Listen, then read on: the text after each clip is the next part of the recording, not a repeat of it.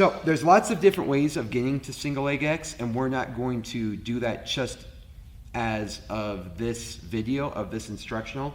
But let's go ahead and talk about just getting in there from like this position. So again, we're going to move forward. I'm going to take the opposite leg of the one that I'm using to hook around.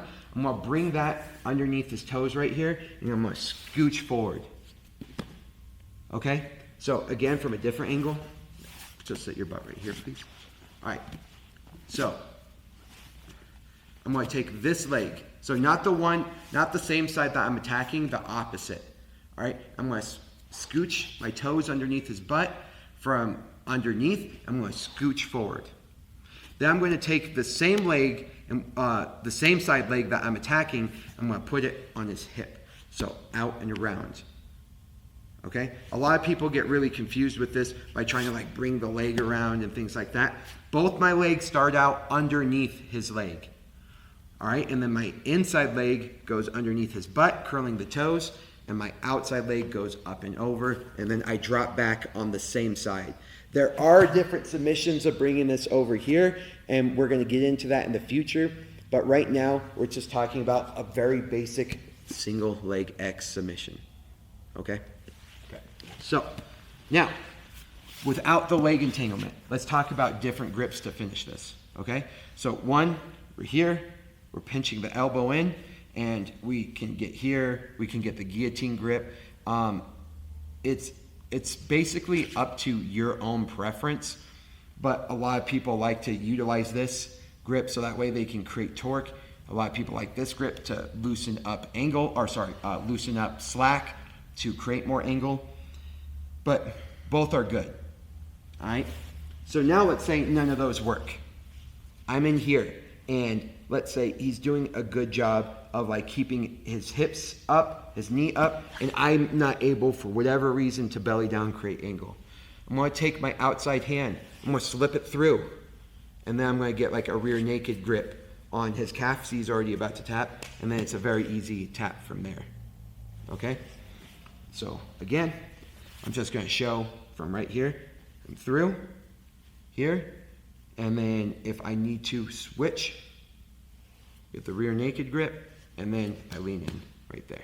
And what this is allowing to happen is increasing the fulcrum. So if I'm right here, the braking mechanics of the straight ankle is that I have the lever arm and the fulcrum and my hip in extension. So as I extend, my hip gets to move forward, and I get to create pressure on the lever arm back here, and I don't really move this fulcrum that much. That is my my forearm right here. All right, so if he's not allowing the extension, I need to increase the fulcrum somehow.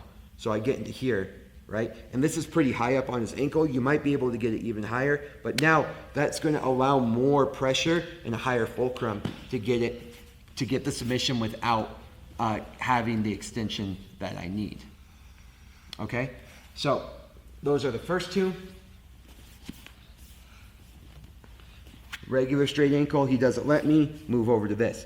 Now, let's say that I'm not even able to get my hands to attacking position, and he starts grabbing my arm and preventing me from extending, preventing me from getting my both hands over here to get the finish.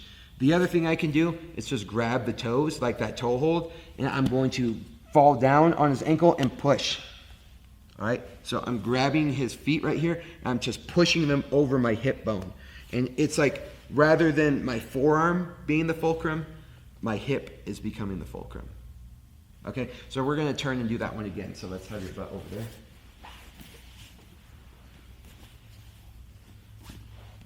So I go for the straight ankle lock, right, and leaning back on it. He's not allowing it to happen. I can't create this.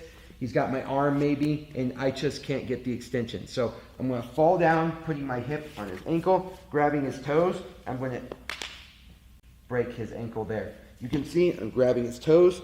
I'm folding in on the hip. So real quick, I'll do it up here so you guys can see. I'm just pushing his ankle through. But now as I drop my hip on that bone, then it's going to create a fulcrum right there to get the submission. All right. Let's do one more on the other side.